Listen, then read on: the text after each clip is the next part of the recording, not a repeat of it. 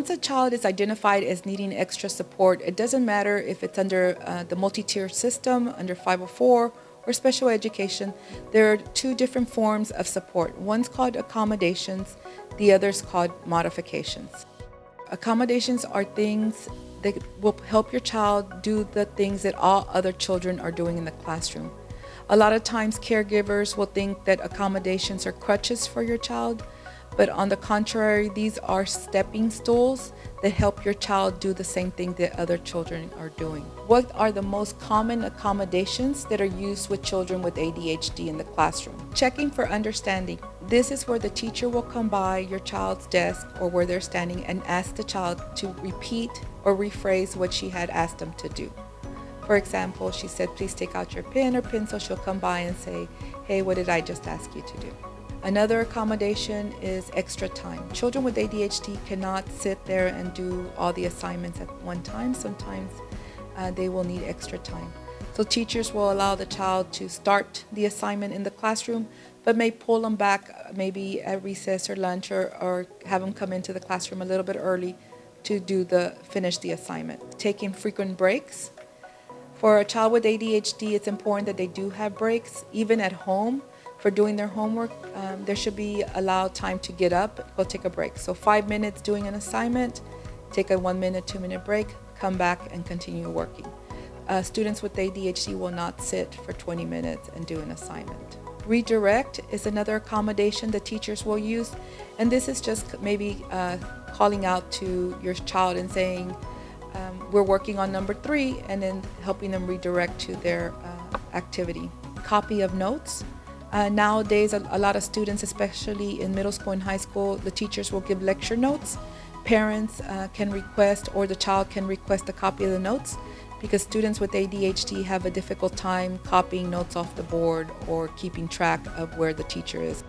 Another accommodation is chunking, making sure that the assignments are broken up. So especially projects for students in middle school and high school, if they have the science fair project that's due in a month.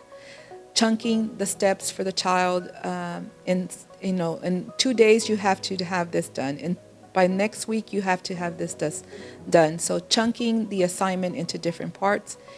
Long-term projects, but also short-term projects. So if the child has a worksheet with 20 problems on it, then the child can say, okay, we're going to work on these 3 problems right now, let's get those done, and then come back around and check on the child to see if they have done the 3 problems to move to the next problems. The last accommodation that I would like to share is called Checkin Checkout. The idea is that the student with ADHD will check in with someone to verify what they need to have with them.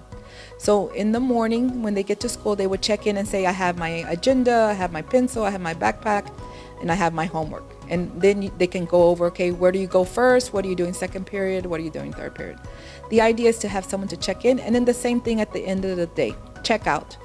Okay, do you have your homework assignments? Do you have your papers ready to go home? Do you have your backpack? Are there any papers that your parents need to sign?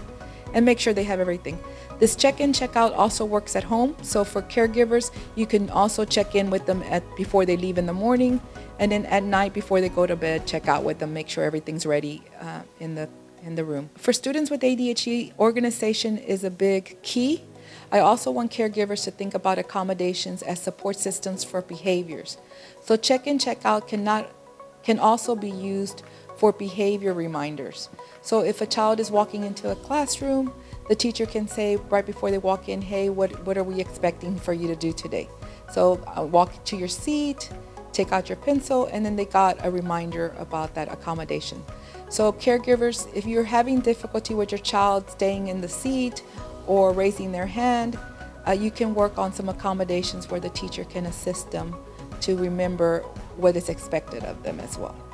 Modifications are also used in the classroom, but when you use a modification with children, they're usually under special education, and it changes the curriculum.